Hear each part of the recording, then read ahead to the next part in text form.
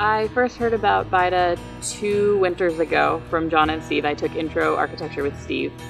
And it just sounded like a great blend of things that I like, architecture, and the simplicity of living on an island ties into, I'm also an environmental studies major.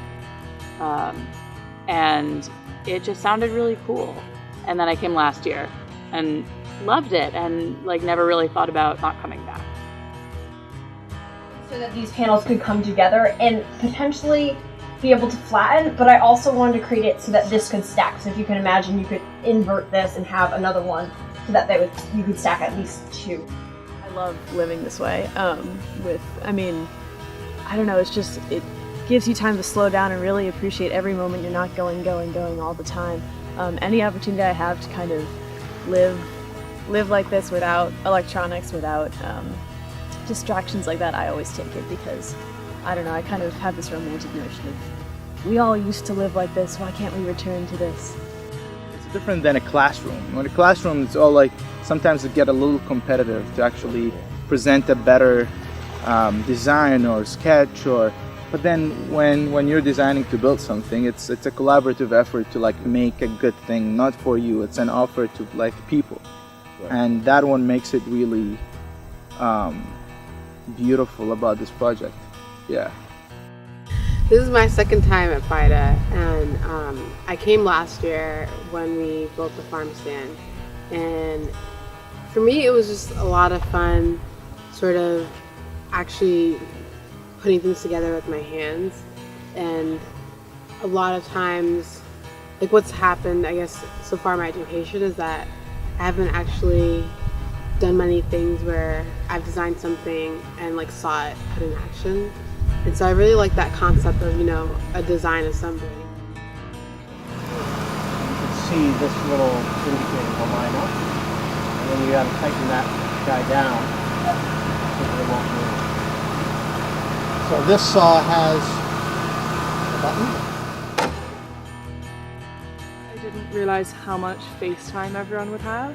I thought it would be more led by the professors and the professionals, but it was really nice to have an actual input that people took into consideration, which I think is really rare of an opportunity to have if you're a 19-year-old in college who isn't an architect. I think giving students the opportunity to see design get built early on in their architecture education is really important. It also helps get students excited about architecture because you produce this real thing that you can walk inside of or interact with somehow. And it's more than just drawing on paper, and it's more even than a model in the studio. I was really surprised by how quickly everybody just got together and started working together. I was one of the lucky ones. I knew pretty much everybody before coming, at least the students. But I was still amazed at how fast everybody started working together. Once you have an assignment, you just kind of get on it. It's motivating. It motivates, I think, most of us here to continue with architecture, sort of continue with our passion, with our goal. See VITA in the future. I see it being very successful. I see it growing to include students from many different universities. So being, I would say, a little more diverse in terms of the range of education, where people are in their education coming. So there might be more graduate students and more students from other architecture schools, and Middlebury students and other students from similar schools to Middlebury, which I think would be great, and see the potential for the types of projects that are done to grow. I'd describe the program as being challenging, fun, definitely fun, productive. We produced a lot. Yeah, it just gives you that chance to forget about everything that happens in your daily lives, the mainland and everything. Just think for this, at least a matter of for this week, think about yourself, the design, the program. So I've always been interested in studying architecture when I get to college, from when I was really young. So my horticulture teacher, Ryan Martin, who kind of helped initiate this program from the Aliceboro side, knew about my interest in architecture, so he kind of told me about it and said that I would be allowed to participate if I wanted to, and of course I wanted to be able to participate in this. My dad heard about it through Stanley, who was over on Old Spruce, and I thought it would be a great chance to try something new. So for the third year in a row, we've had VITA come to Bear Island and also come over to our neighboring island, Little Spruce Head. You know, I think, so I've been in a privileged position to watch the program grow over a 3-year period, and been able to contribute modestly to the program myself. And I think it's great. I mean, you know, the intention of VITA is to provide an opportunity for young design architecture students to come to a remote, off-the-grid island and community of islands, and undertake a project and a design project, a building project, a community project. So that's all great. That's very straightforward, I think. The island has a lot to offer. That's a wild card. It's an internal experience for every single person that comes here. It can be different for each person, and that's what makes it qualitatively different. You could do this on the mainland, but part of it is coming out through the rough seas, having to get your materials here, and having to get your product off. All that has to be a design consideration. And there is something about the eating house and the communal aspect of the island and the history, the family history, but also just the geological history. And to see the stars at night and phosphorescence, to dive into it, see yourself glowing, all of that is indescribable. And so if you get touched by that, you don't forget it the rest of your life. Or that's what happened for us. The inspiration for everyone is just here. It's in the air. It's every time you just look around you. And I just feel that for students to arrive with these ideas and then just create what they're creating during the week, and we drop by where they're working and see the progress, and the energy and excitement is really palpable. It's very exciting. Even eating is not, or the preparation of the meal is, you know, you got to hand light the stove. You got to, light that, and making toast this morning with that little burner that, you got to put the pork pieces on there, and small little things like that I'll remember that for a long time, I'm sure.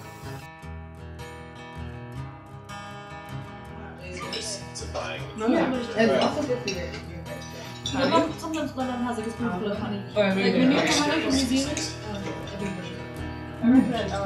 She just honey on No, that was terrible. But she just trying. Here we are on Bear Island at Piggy's Point. The storms are high, the seas are rising. It's a beautiful day, and we are foraging for our meal. This year marks the 10th anniversary from our first visit to the island, which was July 4th, 2004. And so it's really special to be back here now on our third VITA. Well, we really had wanted to do something like this for about 15 years. When we were back living in New York, we had an idea of doing something with undergraduate students, being able to get away in the summer for a week or so and do something in the outdoors. And it took a long time for that idea to come around and come fully to fruition, but eventually we had the idea to do it on Bear Island with Jonathan Marvel from New York, who we'd worked with. Bucky inevitably becomes one of the forces of humankind. When you come out here on Bear Island, you can really feel his energy and see the domes that he invented, and which we've built over the years. As a family, we keep on rebuilding the domes as a way to keep ourselves alert and active in using his principles of comprehensive anticipatory design science. So having access to Bucky's energy when you come here is certainly a plus. This island makes it so that we strip away all the noise, and no computers, or very few computers, no telephones, no electricity other than solar, no running water. So you're really stripped down to the basic means of survival, let's say. And so you really have to think about what's important and the essence of life.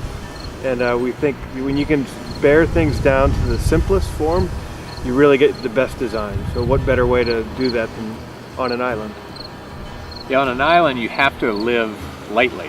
You can't waste anything. You have to be smart about how you use resources. You have to plan ahead. And all of that is important in architecture too, as we try to grow and become better practitioners of architecture and stewards of the planet, and making buildings that don't waste resources and are as efficient and bear as lightly as possible on the planet. Anybody with an interest in that kind of broad-minded thinking that still is playfully looking for what they want to do in their life, this is a nice starting point. It's also very much about community. And the special thing about Bear Island is that it's a family community, and we've perfected over 6 generations how to live and work together, which is not easy.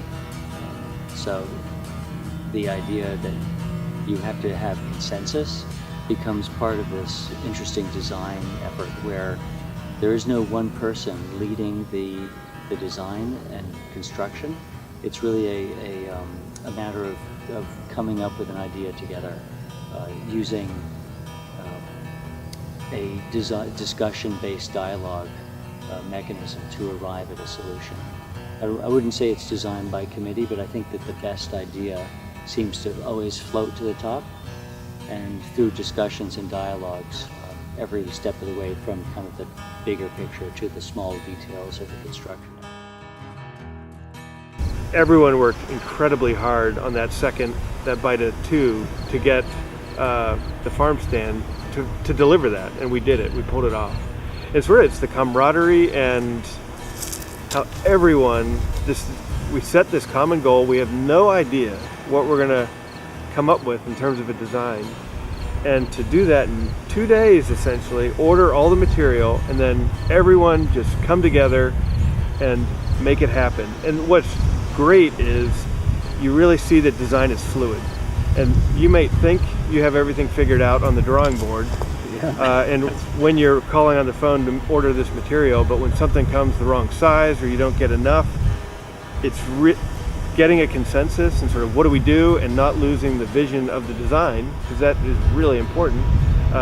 Everyone works together to come to a consensus and make the best project. And I think that's evident with what we've come up with the last 2 years. Have been really fantastic design solutions. I've been surprised at the enthusiasm of the students, frankly, for the work, for making the projects. We work really hard and we work long days. We have a lot of fun too, but I probably would have expected the students to want to hang out more on the beach and have more free time and that sort of thing. Yeah, that's true. There's some of that, but first and foremost, they want to be at the barn building and making, or designing if it's the design phase. It's really cool.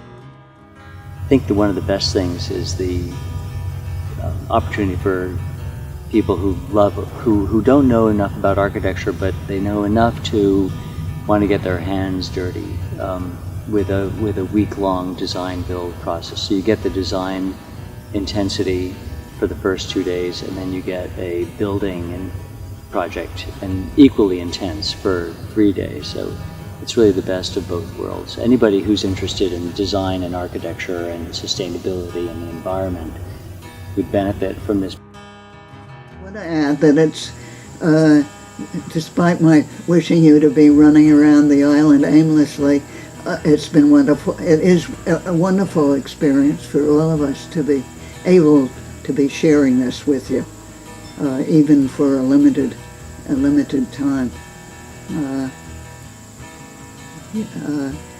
There is certainly no wish on our part to keep this little paradise just ours at all. It's always wonderful to be able to share it with others. So this is a very wonderful part of that process. And thank you.